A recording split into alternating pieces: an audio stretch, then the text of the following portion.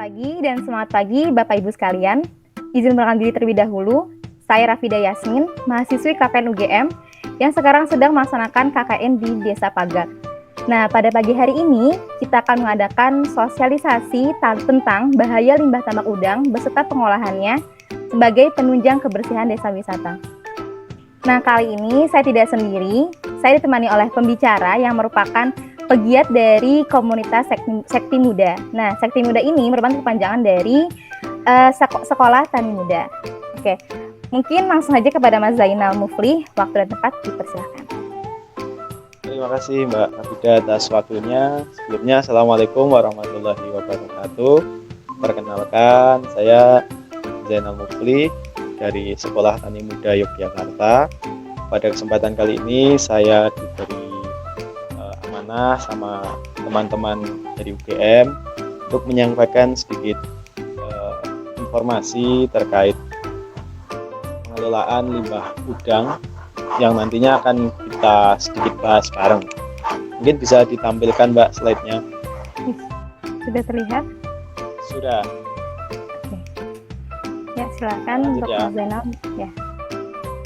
Jadi pada kesempatan kali ini Bapak Ibu kita akan sedikit bahas tentang limbah tambak udang, di mana limbah tambak udang ini tentu akan sangat berpengaruh terhadap keseimbangan ekosistem lingkungan, sehingga perlu kita sedikit bahas agar lingkungan kita tetap terjaga dengan adanya tambak udang di lingkungan kita.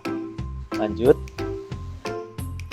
Tambak udang itu sendiri seperti yang Bapak Ibu lakukan, yaitu sebuah kolam yang dibuat secara sengaja, yang kemudian kita berikan bibit udang, kita budidayakan di situ, baik udang air payau maupun udang air laut. Nah, udang ini itu sendiri merupakan hewan air yang memiliki sistem osmoregulasi, sehingga dia memerlukan kualitas air yang baik. Tentu di awal budidaya Bapak melakukan salinitas terhadap air, kemudian penjernihan air dan macam-macam. Saya pernah belajar di Rembang tentang bagaimana menjernihkan air laut, di mana air itu masuk ke dalam satu kolam, diendapkan 2 hari, kemudian ditambah kaporit, baru dimasukkan ke dalam kolam yang akan kita budidayakan udang. Nah, kurang lebih seperti itu, dan saya kira Bapak-bapak semua juga sudah melakukan hal tersebut. Lanjut. Kemudian untuk limbah tambak udang itu seperti apa? Nah, limbah itu sendiri merupakan hasil dari aktivitas manusia yang berupa sampah, baik cair maupun padat, yang dimana telah digunakan oleh manusia itu sendiri. Dengan kurang lebih 0,1 daripadanya berupa benda padat yang terdiri dari zat organik maupun anorganik.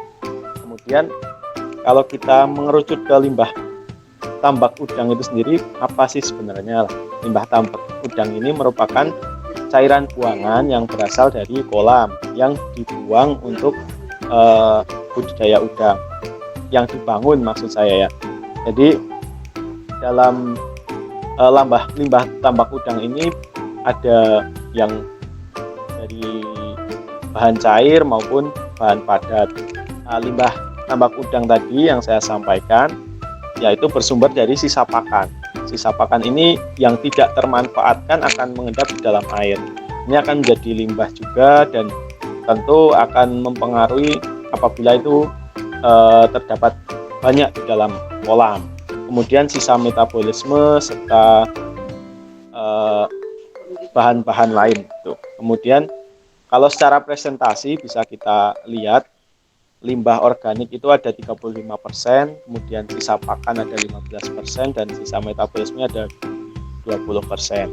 Kemudian sisa feses dan sisa pakan dan feses udang dapat tertinggal di dasar tambak. Hal ini yang dapat memicu penurunan kualitas air yang dapat menghambat pertumbuhan udang. Yang saya sampaikan tadi bahwa di awal tadi bahwa sebenarnya dalam tambak udang kita perlu air yang cukup standar, bersih, kemudian pH-nya juga netral, sehingga ketika terdapat banyak limbah dari baik pakan maupun sisa metabolisme itu akan mempengaruhi proses pertumbuhan dari udang sendiri.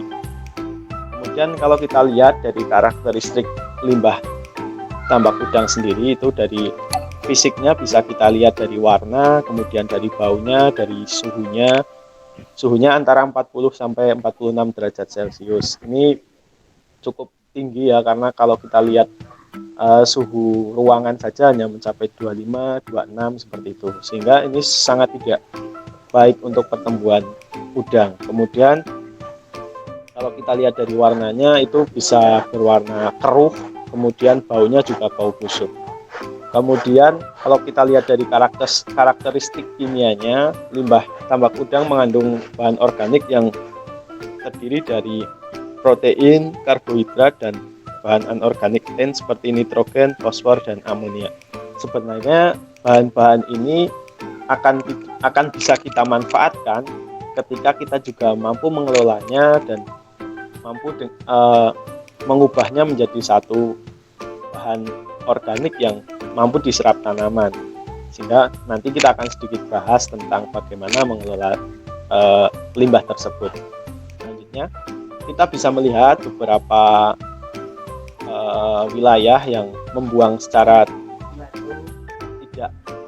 tidak melakukan pengolahan terlebih dahulu. Ini ada dibuang di pinggir pantai, di bibir pantai, kemudian di sungai, kemudian ada yang langsung ke laut seperti itu. Nah, sebenarnya kalau ini terus kita biarkan, tentu akan merusak ekosistem kita. Sebagai contoh, ini ada beberapa jenis ikan yang mati di sungai gitu ya, secara mendadak di Kabupaten Aceh Jaya. Nah, hal ini juga perlu kita atasi, perlu kita antisipasi untuk budidaya udang di Purworejo sendiri. Selanjutnya, kemudian kalau kita lebih jeli lagi melihat dampak dari limbah tambak udang bagi lingkungan, itu antara lain mengakibatkan penurunan oksigen terlalu dalam air. Tentu ini terjadi karena bahan-bahan sisa pakan, metabolisme itu mengandung bahan-bahan yang beracun, kemudian akan membunuh ekosistem atau makhluk hidup yang ada di dalam air, sehingga akan menurunkan kadar oksigen. Kemudian dapat mengganggu keseimbangan ekosistem pantai. Ini sangat jelas ya, ketika banyak hewan yang mati itu akan, atau karang yang istilahnya mati, kemudian rumput laut yang mati gitu kan, akan merusak keseimbangan juga. Kemudian penurunan kualitas air ini sangat jelas berdampak pada lintasan udang yang dibudidayakan. Ini sangat jelas ya, ketika air yang terlalu banyak limbah itu tentu tidak akan maksimal dalam melakukan budidaya. Kemudian dapat meningkatkan populasi alga yang mengganggu komunitas ikan di sungai.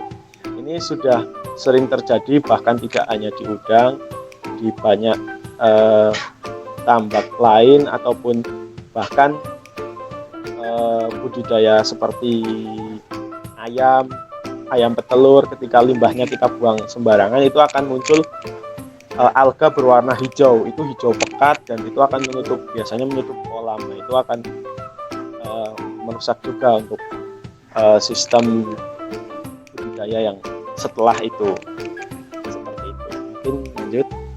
Nah, kemudian bisa kita melakukan pengolahan limbah tambak udang melalui pembuatan kolam penampungan limbah secara komunal. Nah, ini menjadi satu kunci ya, satu hal dasar yang perlu kita lakukan ketika kita mau melakukan pengolahan limbah tambak udang.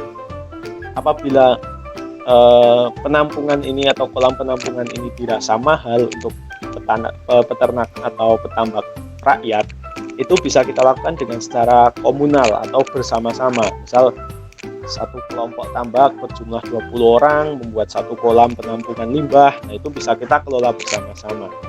Karena memang hal ini yang menjadi satu dasar penting untuk kita melakukan pengolahan limbah. Kemudian pengontrolan feeding, program terkait dengan penentuan dosis dan frekuensi pemberian pakan yang tepat. Ini dilakukan untuk istilahnya mengurangi sisa makanan yang tidak termakan. Ini bisa kita lakukan demikian. Kemudian dilakukan budidaya seperti budidaya ikan atau rumput laut pada kolam penampungan limbah. Nah, ketika kita sudah membuat satu kolam komunal, perlu kita berikan ikan maupun rumput laut untuk mengurai ya istilahnya secara alami dari limbah tersebut. Nah, limbah padat dan limbah cair yang sudah terkumpul dalam satu kolam tersebut baru kita bisa lakukan pengolahan menjadi pupuk cair maupun pupuk padat. Ya. Kemudian pembuatan pupuk kompos sendiri ya. Kalau kita sudah melihat, kalau kita sudah melakukan pembuatan kolam penampungan, tentu kita baru akan bisa melakukan pengolahan limbah tambak udang, di mana limbah tambak udang umumnya merupakan limbah organik yang memiliki kandungan unsur hara tinggi. Kandungan unsur hara yang tinggi sangat baik dimanfaatkan untuk perkembangan tanaman. Tapi tentu ada catatan-catatan yang perlu kita garis bawahi. Limbah organik ini tidak semuanya akan bisa langsung diserap oleh tanaman. Perlu kita lakukan pengolahan, pengelolaan, sehingga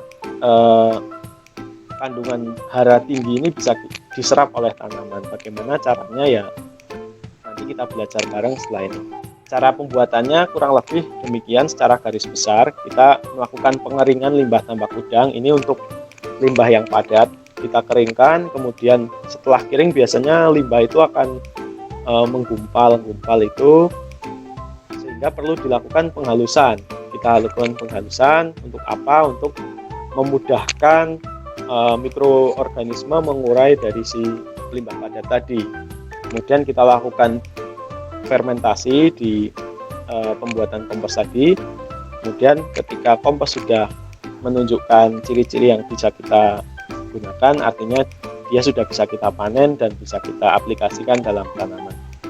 Saya sampaikan tadi, pengeringan ini dimaksudkan untuk mengurangi kadar air dari limbah padat tersebut. Biasanya kita bisa jemur selama 12 jam selama 7 hari.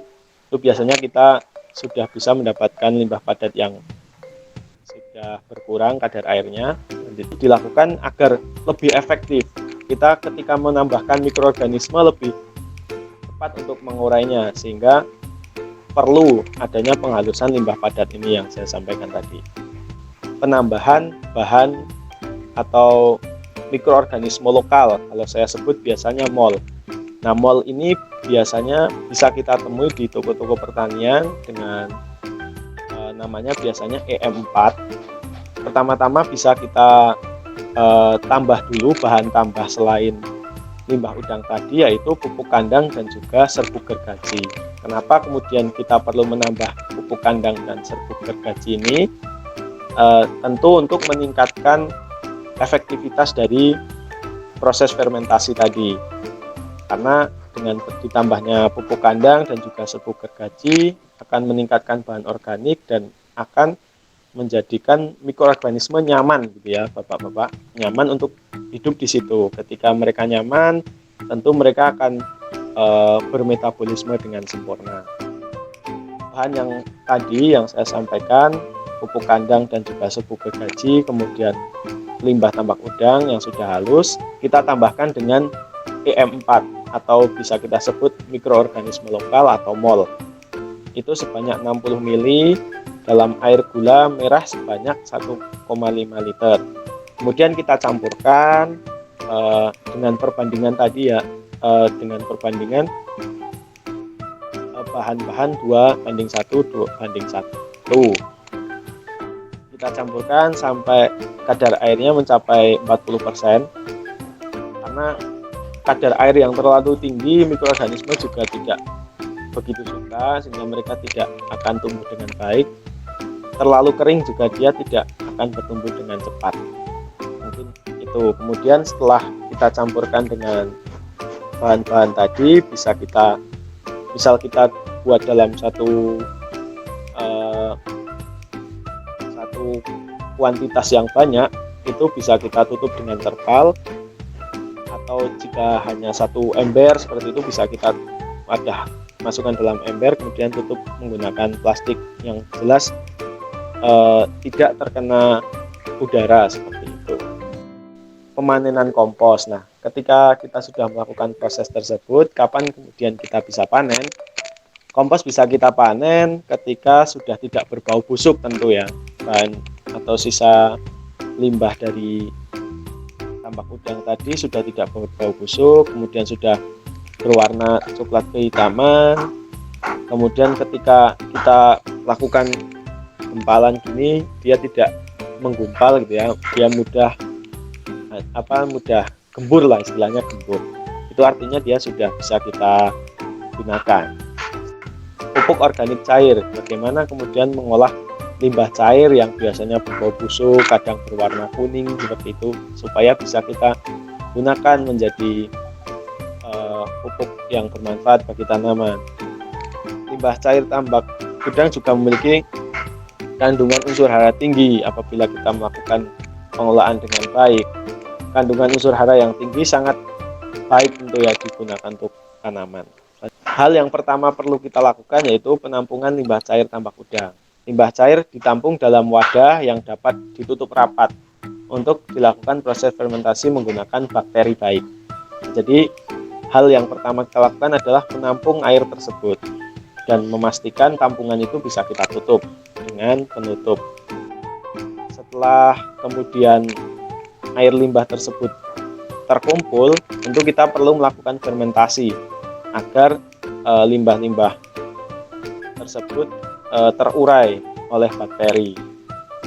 Karena biasanya limbah yang berbau busuk itu memiliki kandungan amonia yang tinggi, sehingga perlu kita pecah dengan mikroorganisme agar dia menjadi satu kandungan nitrogen yang bisa diserap oleh tanaman. Nah, fermentasi ini dilakukan dengan menambahkan mikroorganisme lokal atau mol, kemudian ditambahkan dengan air gula yang akan mengurai bahan cair tersebut menjadi bahan organik yang siap diserap oleh tanaman.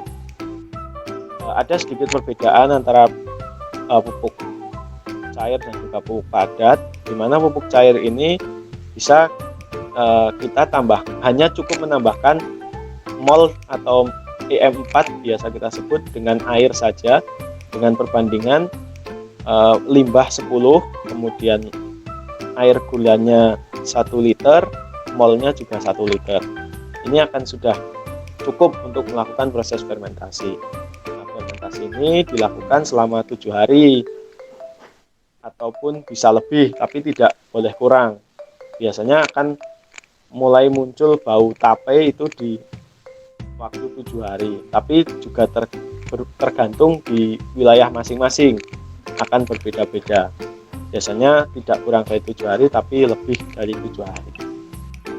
Untuk kapan fermentasi itu sudah jadi, ketika tentu bau busuknya sudah hilang, kemudian bisa juga sudah berbau seperti tape seperti itu. Kapan kita panen kompos atau mohon maaf ini POC ya, panen POC bisa dipanen dengan melihat ciri-cirinya, yaitu yang saya sampaikan tadi, tidak berbau busuk seperti pada saat awal pembuatan, dan sudah berbau tape, serta warna POC juga sudah coklat kehitaman seperti pupuk kandang. Itu artinya pupuk organik cair sudah bisa kita gunakan atau kita aplikasikan ke tanaman. Ada beberapa contoh olahan limbah padat yang jadi pupuk padat, kemudian ada olahan limbah cair menjadi pupuk organik cair. Ini di desa Jati Malang ya, Purworejo, desa sebelah. Mungkin itu yang bisa saya sampaikan. Pesan kami tetap jaga lingkungan, jaga bumi kita. Semoga petambak di daerah Purworejo semakin sadar untuk melakukan pengelolaan limbah agar alam kita selalu terjaga dan kita semakin dekat dengan istilah khalifah gitu ya, menjaga bumi itu sendiri. Itu saja yang bisa saya sampaikan, kurang lebihnya saya mohon maaf. Jika ada pertanyaan nanti bisa kita diskusikan bareng-bareng. Insya Allah saya siap membantu selagi saya bisa. Itu saja dari saya, mohon maaf atas kesalahan tutur kata saya. Akhiri, saya kembalikan kepada Mbak Rafida. Monggo. Oke, baik. Terima kasih Mas Zainal atas penyampaian materinya. Ternyata tidak cuma di Desa Pagak ya Mas ya, yang pengolahan limbah tambaknya ini belum diolah dengan baik, dan ternyata tadi juga ada beberapa yang dapat mencemari lingkungan sekitar. Nah, mungkin dampaknya itu tidak langsung terasa untuk saat ini. Bisa jadi 5, 10, 15 tahun depan itu bisa jadi limbah tambak udang yang tidak diolah terlebih dahulu ini bisa merusak ekosistem sekitar, bisa mengganggu kehidupan makhluk hidup yang lain, dan bisa juga menyebabkan masalah pada tambak udangnya dikarenakan air yang digunakan untuk pertambakan ini sudah tercemar kayak gitu. Betul. Nah, mungkin tadi Mas Zainal juga sudah memberikan beberapa cara terkait pengolahan limbah tambak udang. Nah, mungkin dari sesi materi ini kami rasa sudah cukup. Nah, jika Bapak sekalian mempunyai pertanyaan terkait pengolahan limbahnya, silakan untuk bertanya melalui grup WhatsApp yang sudah disediakan. Nah, terima kasih Bapak Ibu sekalian sudah menonton video ini. Semoga apa yang disampaikan oleh Mas Zainal bisa bermanfaat bagi kita semua. Wassalamualaikum warahmatullahi wabarakatuh.